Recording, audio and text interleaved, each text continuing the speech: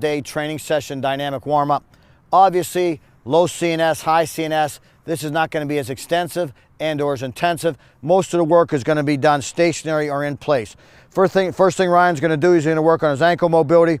He's going to go through plantar dorsiflexion, inversion, eversion, and ankle circles forward and back. Notice he's doing it in his bare feet.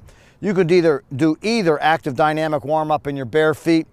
Notice the ground support leg is support leg. The knee is slightly bent to engage and fire the glute, statically stabilize the hip.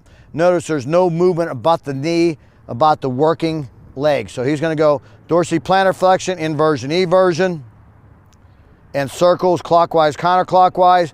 He'll do that on both legs, 10 reps a position. Then we go right into knee circles.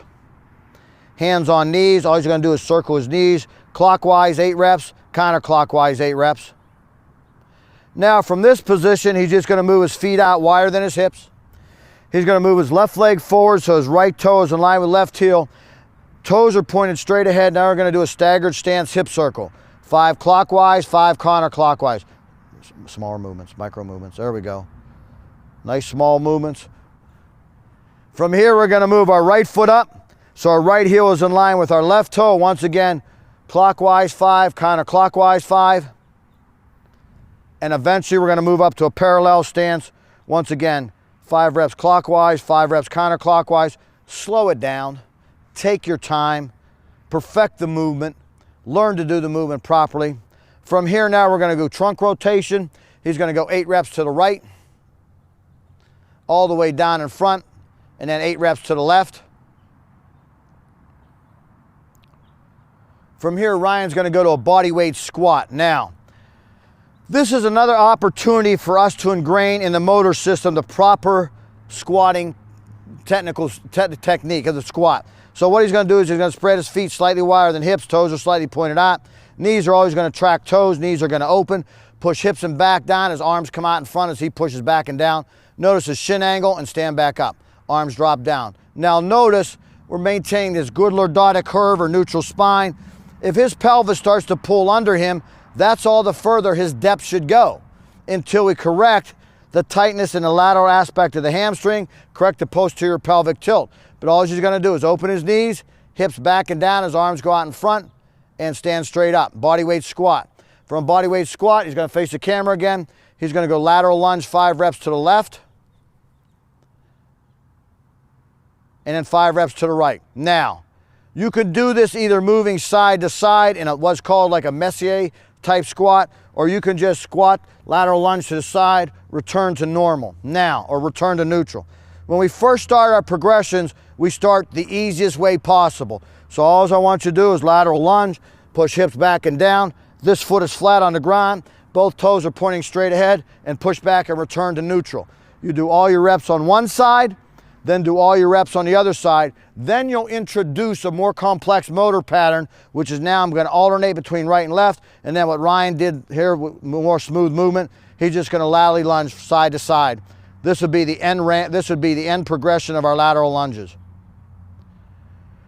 Now from here, he's going to combine a forward lunge with a backward lunge. He's going to take a forward lunge, again, mimicking sprint mechanics, so calf smash, step toe over knee, lunge forward with a quarter turn. Pay attention to the shin angle. He's got to step out a little further so his shin angle is more perpendicular to the ground, so the knee is over ankle. Pushes back into a reverse lunge with an overhead reach. Both hands. Stand back up. Calf smash, step toe over knee, forward lunge. Quarter turn. And back. One more time going forward. Make sure we get that quarter turn in there as we lunge forward. Calf smash, step toe over knee. Quarter turn to the right. Push back. Right into a reverse lunge with overhead reach. We'll do that with both sides for 5 reps. Now we're going to work into what we call a rotational squat. Ryan's going to face the camera. He's going to open up his left hip at a 45-degree angle. So now ankle is in line with ankle in a diagonal pattern. This opposite foot stays flat. Toes are pointing in opposite direction. This back leg is going straight as we bend down on this opposite leg, and we're going to return to neutral again. So let me see Ryan do a rotational squat to the left. Back to center. He would do 5 reps that way, then go rotational squat to the right. Open up at a 45-degree angle, push back and down, and stand forward. Now, or stand back to neutral. We can start to combine these movement patterns. But again, those are more intensive progressions. So if I can do a bodyweight squat to a forward lunge, bodyweight squat to a forward lunge on left leg. I can do a reverse lunge. I can do a lateral lunge. I can start to combine these movement patterns, now slowing it down to give the brain a more complex movement pattern to solve. From the rotational squat, we're going to go to a crossover squat. Ryan's just going to squat crossover with his right foot in front of his left. Back knee, as he bends down, is going to be about 4 to 6 inches off the lead heel. Step back, return to neutral. Same thing, 5 reps step loading with left, 5 reps with right. Step out a little further on that left leg, because that back knee got to be 4 to 6 inches. You got to step out more, Ryan. Step out more. Back knee, 4 to 6 inches off the lead heel. There you go.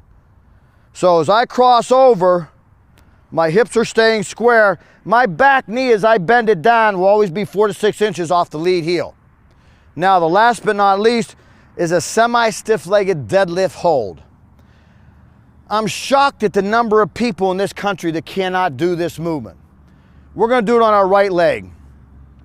He's going to have a slight bend in his right knee, 20 to 30 degree flexion, so he fires his glute. He's going to push his left leg straight back to counterbalance his torso coming forward as his arms go out to the side. He's going to hold this position for a 3 count, stand back up, and repeat. Left leg is going to go straight back behind him, hold the position, stand back up one more time. Again, 20, 30 degree flexion at lead knee, fires the glute, recruits the hamstring, hold the position, and stand back up. Now, there's multiple different patterns we can do with this, but we're not going to introduce them at the time because they're more intensive and more complex in its nature. This would be the active dynamic warm-up for a low-intensive day. Remember, low-intensive day is just tempo work, it's circulatory work designed to develop capillary density, slow that blood flow down, allow that blood to stay in contact with tissue longer, increase waste product removal, increase nutrient product transfer. More importantly, slow blood down and increase heat. If I increase heat, I decrease electrical impedance. If I decrease electrical impedance, I increase motor unit activation. So those motor units are always heated and now start to adopt the characteristics of all white fiber. So this is our low CNS intensive active dynamic warm-up for the day, which will be followed by tempo work. The yardage would depend on the position.